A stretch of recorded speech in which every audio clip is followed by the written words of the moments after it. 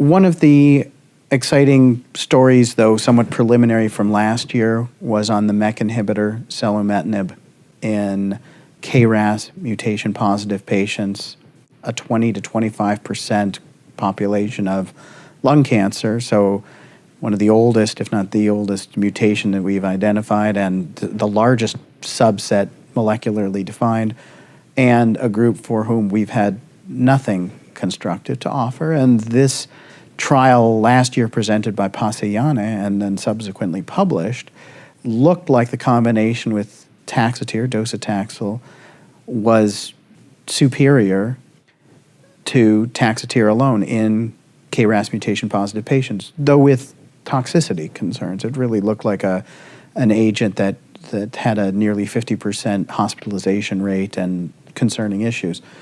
What were your guys' takes on the trials that looked at other MEK inhibitors here? There were several with a GSK drug, trametinib, an oral one. Did you think that these results corroborated or dampened your enthusiasm for this approach? And do you think that there's going to be room for multiple MEK inhibitors being tested here? Is this something that is KRAS specific? There was some evidence or some data presented that might not be a real difference whether you had a KRAS mutation or not. Mary, I'll start with you here.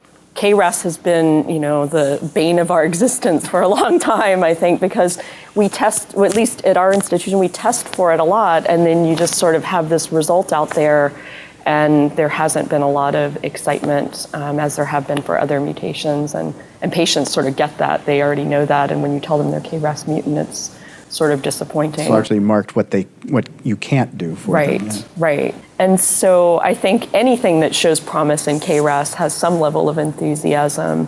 But I agree that the results that were presented and what we know about MEK inhibitors, it may be that these drugs are not really specific for that and may have wider utility. I think in KRAS mutant population, I'm intrigued to see more combination targeted therapy trials. I just have a feeling that we're not going to be able to hit that target with just adding one specific targeted therapy like we have in EGFR or ALK mutant patients. One bit of information that we seem to see was that these MEK inhibitors seem to be better in combination with standard chemotherapy rather than as a standalone single agent. They just don't seem to do it. Nate, what do you think of this collection of still early data in terms of its implications for patients with KRAS mutations or the class in general? Yeah, I think this was a sobering reminder that we're not as smart as we think we are. It's nice to have the model of the EGFR mutation or the ALK translocation. It's kind of like the light switch on the wall that flips on and off, and you can inhibit that. But when you move to something like KRAS, it's not really the same thing. It's more like the big complex router inside the wall downstream from the switch. And MEK is just one of the downstream molecules from KRAS. It's a very complex system. There's lots of crosstalk, there's lots of parallel pathways.